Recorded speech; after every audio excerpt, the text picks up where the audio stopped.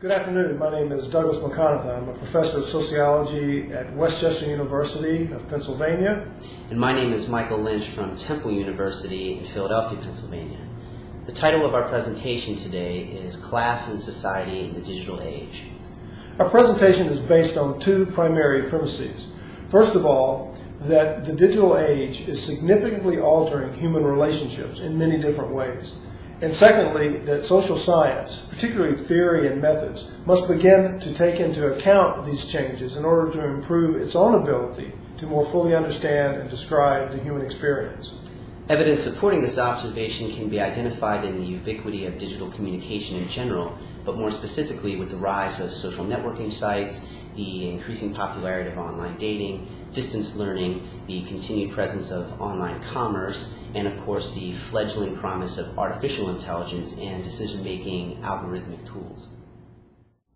So an important question becomes, how might we codify the impact of these phenomena, particularly given the fact that we need to study them more fully, we need to understand them, and from a sociological standpoint, here are some examples of how that might play out. First of all, the definition of self is an extraordinarily important aspect of sociology. On the internet, we have multiple selves. There are many examples of this and some fascinating ones that we can explore. Secondly, in today's media environment, the 24/7, 365 demand placed on these media giants to produce content for the mere purpose of producing revenue or increasing viewership creates an entirely different kind of environment for this information. It becomes not information, but a way to make money.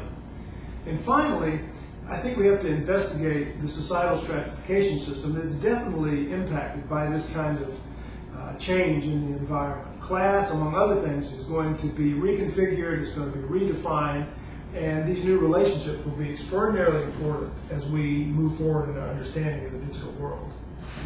In this way, we might understand class as an indicator of new divisions which are emerging out of and are being exacerbated by new digital realities. In the digital age, class can be considered both a product and a driver of 21st century social discourse.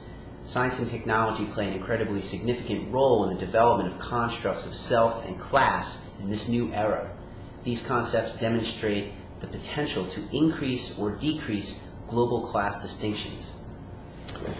In our presentation today, we would like to identify and comment on at least two of the many possible scenarios that underscore the complexity of the relationships between human behavior, science, and technology in the digital age. The first scenario we will explore is what we call the rise of the digital suzerainty. Historically, suzerainty is understood as an arrangement of state and subordinate power exercised over a geographically distant domain. For example, the Ottoman Empire has been viewed from this perspective. The dominant individual in this arrangement is referred to as the suzerain. Thus, suzerainty is a descriptor of the dynamic relationship between the suzerain and the subjugated.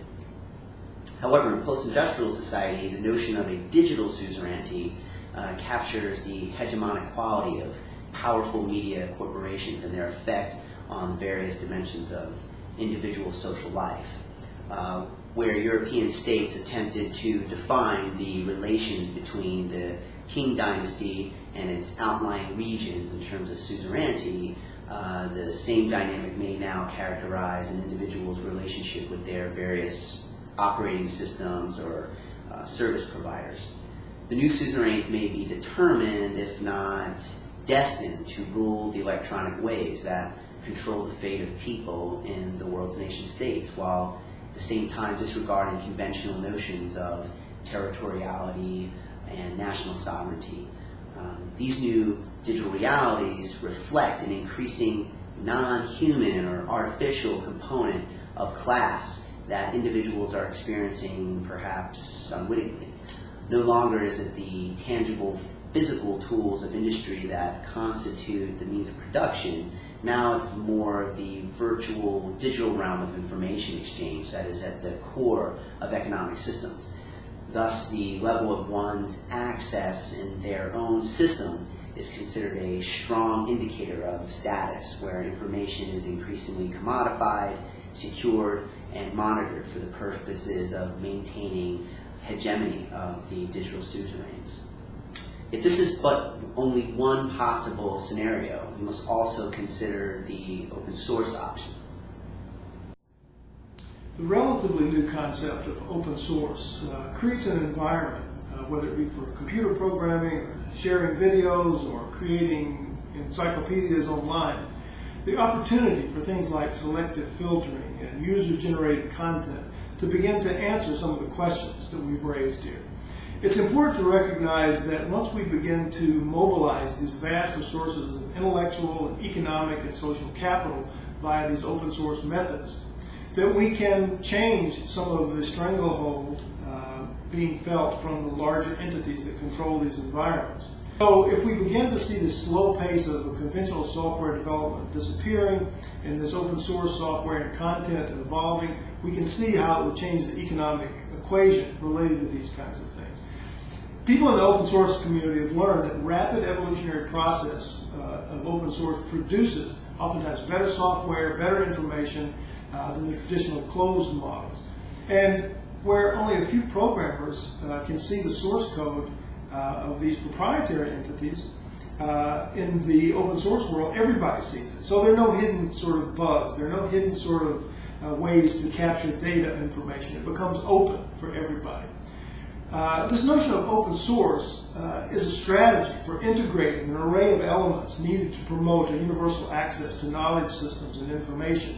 And we see these around today. They're very frequently used, and if you're not familiar with these, I would be quite surprised. Certainly, Jimmy Wales' Wikipedia has become sort of the cornerstone of this open source movement, but the Curriki Foundation for Open Source Curriculum, or the MIT Open Classroom in the area of education has provided this. And of course, we're all too familiar with the good and bad side of YouTube, but it is a source that's become open source and something that's very positive in terms of creating an alternative to this control by very few entities.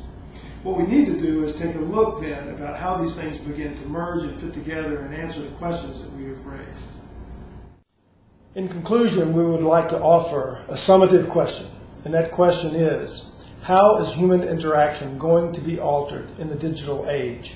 Will there be increased control over individual and group behavior by hegemonic digital suzerains? Or, on the other hand, will we see a plethora of open source systems having to do with cooperation and exchange of ideas, of learning, of civic involvement, and even governance? Of course, we must consider several other possibilities. Among those, of course, would be a combination of these pieces that we have described. Government control of these systems? Or even an anti-technology movement, a contretech, if you will, where we see the collapse of this digital infrastructure out of frustration and dissatisfaction. Here are 3 discussion questions we offer for your feedback. First of all, are these notions and scenarios accurately depicting the present-day situation? Are the realities that we have described in this global technological advance on target? Do we need to revise social and economic theories to address the changes evident in the new digital realities? And of course, we must eventually operationalize these constructs and ideas, as well as decide how they might be measured. We welcome your ideas, feedback, critiques, and thoughts. Here's our email addresses and a blog where you can post your comments and reactions to our presentation. We appreciate your attention. I hope you will provide us with your feedback. Thank you very much.